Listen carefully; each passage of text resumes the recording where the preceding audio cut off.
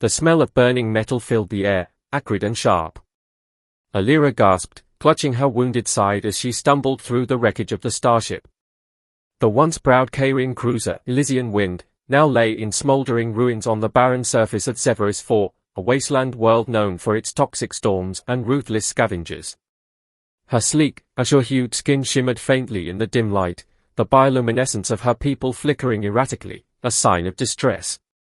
She knew she didn't have long. The enemy had attacked swiftly, without warning.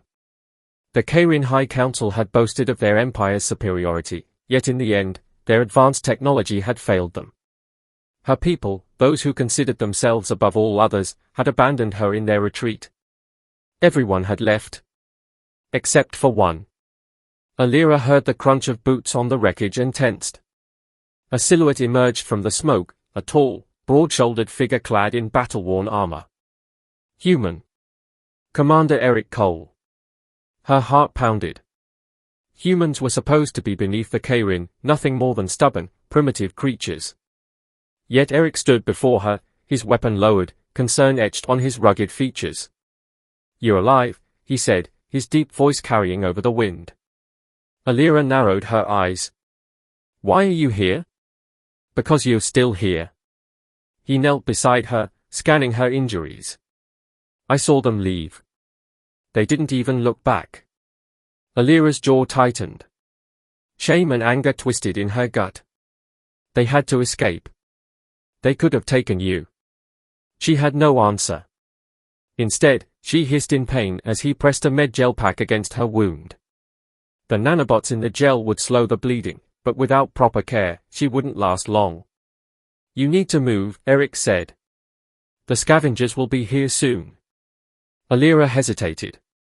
She had been raised to believe humans were inferior, incapable of true honor. Yet, here he was, offering her aid when her own people had left her to die. "Why?" she asked. "Why help me?" Erik let out a dry chuckle. "Because it's the right thing to do." She stared at him. His words were so simple, yet they shattered everything she had been taught. The Kairin did not help unless it benefited them. Yet this human was willing to risk himself for her, despite all the times she had looked down on his kind. A distant howl echoed through the ruins, the sound of hungry scavengers approaching. Erik stood, gripping his plasma rifle. "We need to go. Now." Despite her pain, Alira forced herself up. She had no choice but to trust him. They moved swiftly, weaving through the wreckage as the twin suns of Zephyrus 4 began to set. The air grew colder, the shadows deeper. The scavengers, mutated, canine-like creatures with razor-sharp limbs, were closing in. Alira could hear them circling, their guttural growls sending chills down her spine.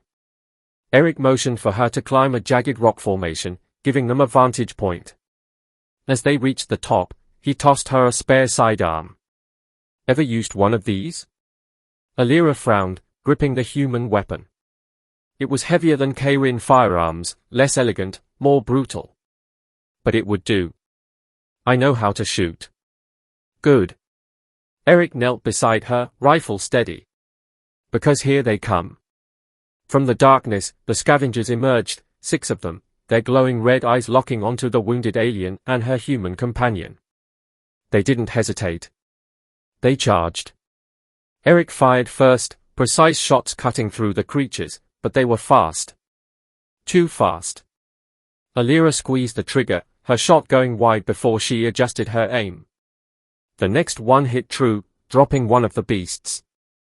3 still remained. One lunged at Erik. He barely dodged, slamming the butt of his rifle into its skull before finishing it off with a point-blank shot. Another leapt at Alira. She twisted, firing into its chest, but the impact sent her sprawling. Pain flared in her side. The last scavenger loomed over her, snarling. Then, a single shot rang out, and the creature collapsed beside her, a hole burned through its head. Erik stood above her, hand extended. "You good?" Alira took his hand, allowing him to pull her up. She was breathing hard, her bioluminescence flickering erratically. "I will be." He nodded. "Let's keep moving." They found shelter in a nearby cave, the entrance concealed by jagged rock formations. Erik set up a small fire, the flickering glow casting strange shadows on the walls. Alira sat against the rock, exhaustion creeping into her bones. "You ever going to tell me why you didn't leave?" she asked after a long silence. Erik stirred the fire. "I already did." Alira studied him. "That's not how the universe works. Maybe not yours." He met her gaze. "But it's how mine does." She looked away, guilt gnawing at her. "I never treated you with respect. I saw humans as lesser beings." Erik sighed. "Yeah, I noticed." Alira winced. "And yet, you saved me. Guess I'm just stubborn." A small, unexpected smile tugged at her lips. For the first time, she saw Erik not as a primitive being, but as something more. Something greater than her people had ever acknowledged. The Kairin prided themselves on their intellect, their power, their so-called superiority.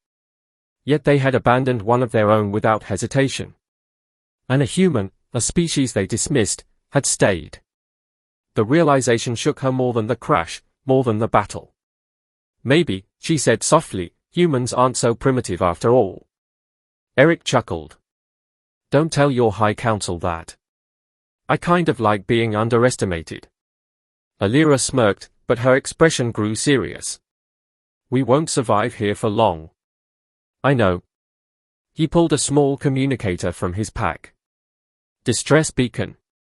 It'll take time, but someone will hear it." She hesitated. "And if it's the Kairin?" Erik leaned back. "Then I hope they realize what they almost lost." Alira glanced at him, then at the flickering fire.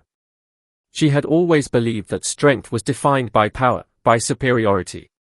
But now, she understood. True strength was in honor. In loyalty. In standing by someone, even when the world told you to leave them behind. And only the human had done that.